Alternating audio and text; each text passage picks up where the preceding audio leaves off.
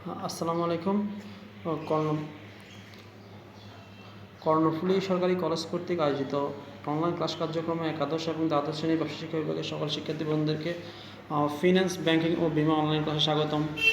আশা করি শিক্ষার্থী বন্ধুরা সবাই ভালো আছো। ফিন্যান্স, ব্যাংকিং ও বিমা দ্বিতীয় পত্রের যে প্রথম অধ্যায় তোমাদের ব্যাংক ব্যবস্থার প্রাথমিক ধারণা, এই অধ্যায় নিয়ে আলোচনা হচ্ছিল।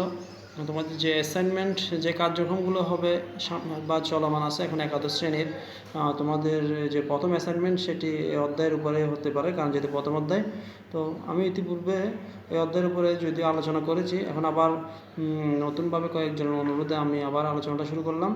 তো আশা করি এবার তোমরা যে তোমাদের যেসব সমস্যাগুলো আছে সব সমস্যাগুলো সমাধান পাবে এবং ভালোভাবে তোমরা বুঝতে পারবে।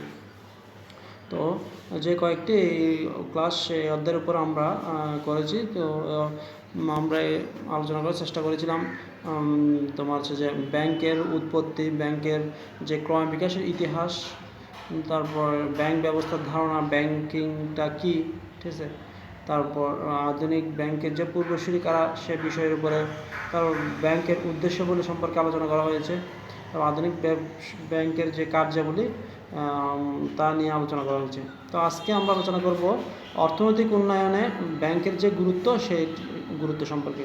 তো আশা করব শিক্ষার্থীরা তোমরা একাদশ এবং দ্বাদশ শ্রেণীর যেসব শিক্ষার্থীরা আছো, তোমরা সবাই প্রয়োজনীয় যে কাগজ কলম সেটি সামনে রাখবে এবং যা যা নোট করা তার সাথে নোট করে দেবে। এবং তোমাদের যে পাঠ্য বই, যেটা বোর্ড কর্তৃক অনুমোদিত, এই পাঠ্য বইটা অবশ্যই সামনে রাখবে, যাতে আমাদের যে আলোচনাটা করবো সেটা বুঝতে তোমাদের জন্য সহজ হয়। তো অর্থনৈতিক উন্নয়নে যে ব্যাংকের গুরুত্বটা কী, ঠিক আছে। তো অর্থনৈতিক সামগ্রিক অর্থনৈতিক উন্নয়নে তোমার হচ্ছে যে ব্যাংক গুরুত্বপূর্ণ ভূমিকা পালন করে যাচ্ছে।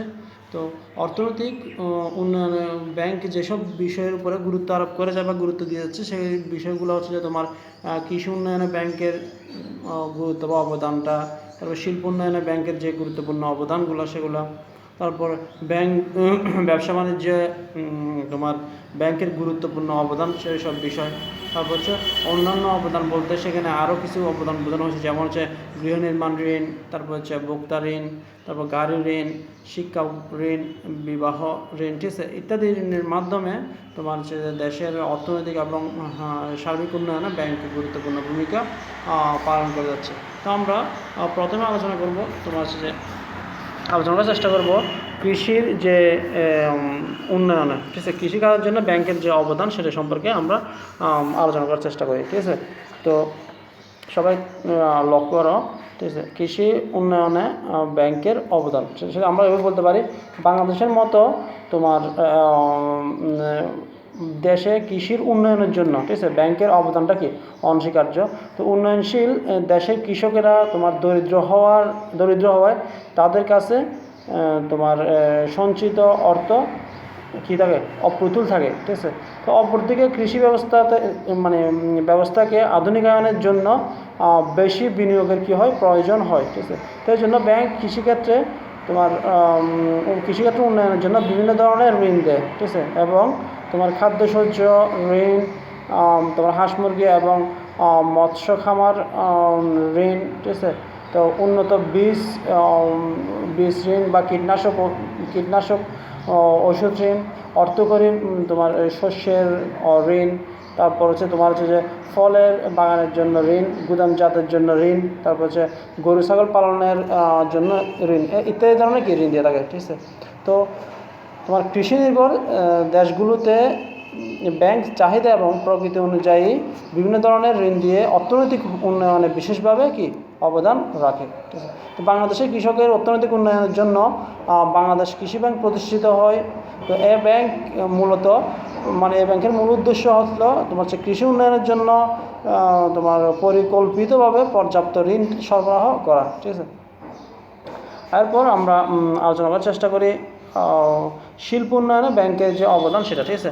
তো শিল্প উন্নয়নে ব্যাংক গুরুত্বপূর্ণ অবদান রেখে যাচ্ছে। শিল্প উন্নয়নে বাংলাদেশ একটি তোমার হচ্ছে যে ব্যাংক একটি দেশের শিল্প উন্নয়নে বিভিন্ন মেয়াদের কি থেকে ঋণ দিয়ে যে শিল্পের উন্নয়ন সেটা কী করে, ত্বরান্বিত করে, ঠিক আছে। তো এভাবে নতুন ব্যবসায়ী বা মানে তোমার শিল্প উদ্যোক্তার সৃষ্টিতে ব্যাংক তোমার হচ্ছে যে উদ্দীপনামূলক সহায়তা, পৃষ্ঠপোষকতামূলক সহায়তা, বাজারে টিকে থাকার জন্য সহায়তা ইত্যাদি কাজের মাধ্যমে তোমার শিল্প উন্নয়ন কী করে থাকে, ত্বরান্বিত করে থাকে, ঠিক আছে। তো আশা করি তোমরা বুঝছো কী বলতে যাচ্ছি। আর ব্যবসা বাণিজ্যে তোমার ঋণের গুরুত্ব যে অবদান, সেটা যদি বলতে চাই আমরা বলতে পারি তোমার ব্যবসা বাণিজ্যের মানে বাণিজ্যের প্রয়োজনে, ঠিক আছে, ব্যবসা বাণিজ্যের প্রয়োজনে তোমার আজকে ব্যাংক ব্যবস্থাটা কি মানে গড়ে ওঠে। তো ব্যাংক ব্যবস্থা ছাড়াও তোমার দেশের ব্যবসা বাণিজ্য মানে ব্যাংক ব্যবস্থা ছাড়া যে ব্যবসা বাণিজ্য সেটি উন্নয়নটা কোনোভাবে কি নয়, সম্ভব নয়, ঠিক আছে। তো পৃথিবীর কোনো দেশেই পণ্যদ্রব্য বা সেবা সামগ্রীর উৎপাদন বা ভোগ্যপণ্য ও বিলাসী জাতীয় দ্রব্য উৎপাদনে কি নয়, স্বয়ংসম্পূর্ণ নয়, ঠিক আছে। তো সুতরাং এক দেশ অপর দেশ থেকে দ্রব্য সামগ্রী আমদানি অথবা তোমার অন্য দেশের রপ্তানির মাধ্যমে দেশের মধ্যে ব্যবসা বাণিজ্য পরিচালনা করে, ঠিক আছে। তো এই জন্য ব্যাংক ছাড়া বর্তমান যুগে ব্যবসা বাণিজ্য তোমার সুসংগঠিত হওয়ার কথা চিন্তাও কি করা যায় না। তো তোমার একটি দেশের ব্যবসা বাণিজ্যের উন্নয়নের জন্য ব্যাংক তোমার আভ্যন্তরীণ এবং আন্তর্জাতিক, ঠিক আছে, উভয় বাণিজ্যের কী থাকে অবদান, মানে বাণিজ্যের মধ্যে ব্যাংক কী করে অবদান রাখে, ঠিক আছে। এরপর তোমার বাংলাদেশের মতন যে মানে যেসব দেশ বা ব্যাংক দেশের অভ্যন্তরের ব্যবসা বাণিজ্যের উন্নয়নে বিভিন্ন ধরনের কী করে থাকে, কাজ করে থাকে। মানে তো সব দেশে যেমন আমরা এক্সাম্পল দিতে পারি একটা, তোমার হচ্ছে যে ব্যবসা বাণিজ্য স্বল্পমেয়াদী এবং তোমার দীর্ঘমেয়াদী ঋণ সরবরাহ ছাড়াও বিভিন্ন মেয়াদে, ঠিক আছে, ঋণ দান ও তোমার কোম্পানির শেয়ার বিক্রি করে। এছাড়াও তোমার আর্থিক সার্টিফিকেট প্রদান, দেনা পাওনা নিষ্পত্তি, তারপর তোমার পরামর্শদাতা বা উপদেষ্টা, ঠিক আছে, অর্থ ও পণ্য সংরক্ষণেও বহুবিধ কী করে থাকে ভূমিকা তোমার রাখে, ঠিক আছে। তো আমরা এছাড়াও ব্যাংক তোমার যে সার্বিক কাজ বা দেশের অর্থনৈতিক উন্নয়ন বা আত্মকর্মসংস্থান বা কর্মসংস্থান সৃষ্টির জন্য বিভিন্ন ধরনের ঋণের ব্যবস্থা করে থাকে, ঠিক আছে। তো সেসব অবদানগুলো আমরা যেমন হচ্ছে যে ব্যাংক তোমার যে কী বলে ব্যাংক কৃষি শিল্প বা ব্যবসা বাণিজ্য ছাড়াও যে অর্থনৈতিক কাজের বিশেষভাবে অবদান রাখে, সেগুলো যদি আমি বলতে চাই, প্রথমে আমি বলতে পারি তোমার হচ্ছে গৃহ নির্মাণ ঋণ, ঠিক আছে। তোমার হচ্ছে যে শহর এলাকায় তোমার গৃহ নির্মাণ ঋণ, মানে তোমার যে গৃহ নির্মাণ যে ঋণ, ঠিক আছে, ঋণ পর্যাপ্ত তোমার অর্থের মানে ঋণ নেওয়ার জন্য যে পর্যাপ্ত অর্থের প্রয়োজন হয়, সেই ক্ষেত্রে তোমার হচ্ছে ব্যাংক প্রয়োজনীয় ঋণ দিয়ে তোমার গৃহায়ণ সমস্যা সমাধানে গুরুত্বপূর্ণ কী রাখে, অবদান রাখে, ঠিক আছে। তারপর হচ্ছে ভোক্তা ঋণ। ভোক্তা ঋণটা হচ্ছে তোমার ভোক্তার বিভিন্ন ধরনের দ্রব্য সামগ্রী কেনার জন্য, ঠিক আছে, ব্যাংক ঋণ সরবরাহ করে। যেমন হচ্ছে আসবাবপত্র, তোমার এয়ার কন্ডিশনার, টেলিভিশন, ফ্রিজ ইত্যাদি কেনার জন্য তোমার হচ্ছে ব্যাংক সহজ কিস্তিতে ঋণ দিয়ে থাকে, ঠিক আছে। তারপরে তোমার গাড়ির ঋণ। গাড়ির ঋণটা হচ্ছে যে তোমার ব্যাংক বিশেষ করে তোমার চাকরিজীবীদের তোমার নিয়োগ সংক্রান্ত কাগজপত্রের উপর ভিত্তি করে তোমার হচ্ছে যে গাড়ি কেনার জন্য সহজ কিস্তিতে, ঠিক আছে, পরিশোধযোগ্য ঋণ সরবরাহ করে থাকে। আর এরপর আর বলতে পারি আমরা শিক্ষা ঋণ। শিক্ষা ঋণ হচ্ছে দেশের তোমার শিক্ষা ব্যবস্থার জন্য তোমার শিক্ষা ঋণ দেওয়ার মাধ্যমে ব্যাংক উল্লেখযোগ্য অবদান রাখে। তোমার শিক্ষার্থীদের শিক্ষা ঋণ, শিক্ষা প্রতিষ্ঠানের জন্য তোমার শিক্ষা ঋণ প্রতিষ্ঠানের লাইব্রেরি বা গবেষণা যন্ত্রপাতি সংগ্রহ ব্যাংক ঋণ মানে তোমার হচ্ছে ব্যাংক ঋণ হিসেবে সহায়তা করে। এরপর বিবাহ ঋণ। বিবাহ ঋণ হচ্ছে যে বিবাহ সংক্রান্ত কাজ করার জন্য, ঠিক আছে, তোমার অনেকের পক্ষে পর্যাপ্ত তোমার ঋণ সরবরাহ করা সম্ভব হয় না, ঠিক আছে। তো সেক্ষেত্রে শিক্ষিত এবং নতুন তোমার চাকরি বা নতুন চাকরি করছেন এমন অবিবাহিত ব্যাংক মানে অবিবাহিতের তোমার ব্যাংক প্রয়োজনীয় ঋণ দিয়ে, ঠিক আছে, বিবাহ সম্পাদন করতে তোমার সহায়তা করে থাকে, ঠিক আছে। তো আমরা ব্যাংক মানে তোমার হচ্ছে যে অর্থনৈতিক উন্নয়নে যে ব্যাংকের গুরুত্ব বা ব্যাংকের যে অবদান সেটা সম্পর্কে মোটামুটি আমরা আলোচনা করার চেষ্টা করেছি। আশা করি তোমরা বিষয়গুলো সম্পর্কে ভালোভাবে বুঝতে পেরেছো। তো এরপর যদি তোমাদের কোনো ধরনের সমস্যা থাকে, ঠিক আছে, তো তোমরা অবশ্যই তোমাদের যে কলেজের ফেসবুক পেজ এবং তোমাদের যে মেসেঞ্জার গ্রুপ আছে সেখানে আমাকে অবশ্যই জানাবে, ঠিক আছে। তো আরেকটি বিষয় আমরা আজকে আলোচনা করার চেষ্টা করি, সেটা হচ্ছে যে তোমার ব্যাংকিং ব্যবসায়ের প্রকৃতি ও ধরন, ঠিক আছে। তো ব্যাংকিং ব্যবসায়ের প্রকৃতি ও ধরনটাকে তোমার এখানে 6টি ভাগে ভাগ করা যায়। তো আমরা আজকের ক্লাসে যতটুকু সম্ভব আলোচনা করা সেটা আলোচনা করবো, ঠিক আছে।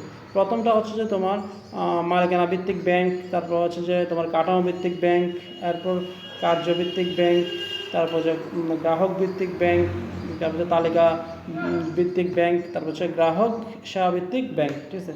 তো আমরা তোমার যে মালিকানা ভিত্তিক ব্যাংক ওটাকে মানে আরও 5টি ভাগে ভাগ করা যায় বা 5টি এখান থেকে বৈশিষ্ট্য বের করা যায়। তো ওই বিষয়গুলো সম্পর্কে এটা হচ্ছে সরকারি ব্যাংক, বেসরকারি ব্যাংক, তোমার যৌথ মালিকানা ব্যাংক, স্বায়ত্তশাসিত ব্যাংক এবং বিদেশি ব্যাংক, ঠিক আছে। মানে মালিকানা ভিত্তিক ব্যাংকে আমরা এভাবে বলতে পারি, ঠিক আছে। তো প্রথমে আমরা যে বিষয়টা আলোচনা করি সেটা হচ্ছে কি তোমার মালিকানা ভিত্তিক ব্যাংকের যে সরকারি ব্যাংক সেটা সম্পর্কে আলোচনা করি। তোমার হচ্ছে যে দেশের মানে যে ব্যাংকের সংগঠক, নিয়ন্ত্রক, তোমার হচ্ছে পরিচালক ও মালিক, এটা কি সরকার, ঠিক আছে, তাকে সরকারি ব্যাংক বা তোমার রাষ্ট্রায়ত্ত ব্যাংক বলা হয়ে থাকে, ঠিক আছে। তো এরূপ ব্যাংক তোমার হচ্ছে যে সরকারি উদ্যোগে গঠিত তোমার হতে পারে, ঠিক আছে। এছাড়া তোমার হচ্ছে যে পুরনো প্রতিষ্ঠিত কোনো ব্যাংককে সরকার জাতীয়করণের মাধ্যমেও, ঠিক আছে, সরকারি ব্যাংকের আওতায় আনতে পারে, ঠিক আছে। তো আমাদের দেশের তোমার সোনালী ব্যাংক, জনতা ব্যাংক, অগ্রণী ব্যাংক ইত্যাদি কি তোমার সরকারি ব্যাংকের উদাহরণ। এরপর বেসরকারি ব্যাংক, বেসরকারি ব্যাংকটা আমরা বলতে পারি বেসরকারি বা তোমার ব্যক্তিক মালিকানায় গঠিত, পরিচালিত, নিয়ন্ত্রিত ব্যাংকে বেসরকারি ব্যাংক বলা হয়, ঠিক আছে। তো বেসরকারি ব্যাংকে তোমার বেসরকারি ব্যাংকের আভ্যন্তরীণ নিয়ন্ত্রক ও কর্তৃত্ব তোমার নিজেদের হলেও কেন্দ্রীয় ব্যাংকের পরোক্ষ নিয়ন্ত্রণে এসব ব্যাংক পরিচালিত হয়ে থাকে, ঠিক আছে। যেমন এক্সাম্পল দিতে পারে the prime bank, city bank, the city bank, তারপর হচ্ছে তোমার ঢাকা ব্যাংক, ন্যাশনাল ব্যাংক ইত্যাদি আর কি, ঠিক আছে। তো তোমার প্রাইভেট ব্যাংক যা যা চিনো তোমরা এগুলো সব উল্লেখ করতে পারো উদাহরণের মধ্যে।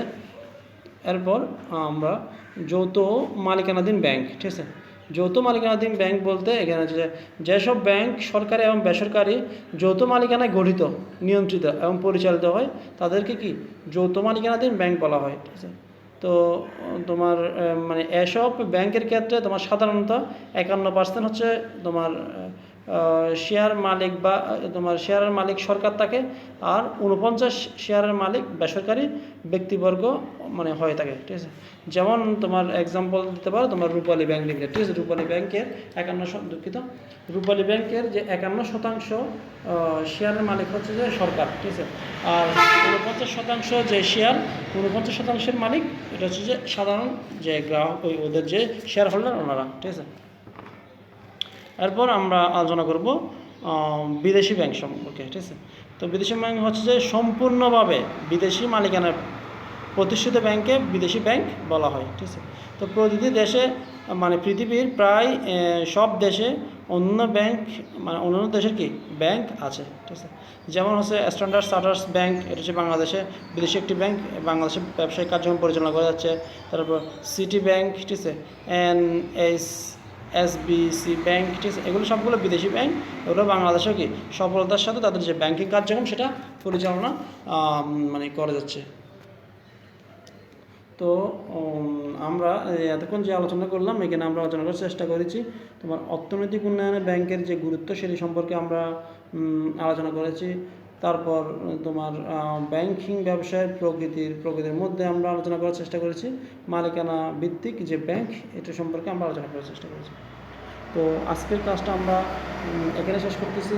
পরবর্তী ক্লাসে তোমার ব্যাংকিং ব্যবস্থার যে প্রকৃতির ধরন সেটি সম্পূর্ণ আমরা আলোচনা করার চেষ্টা করব, পাশাপাশি আরও যতটুকু সম্ভব আলোচনা করা যায় আমরা আলোচনা করার চেষ্টা করব।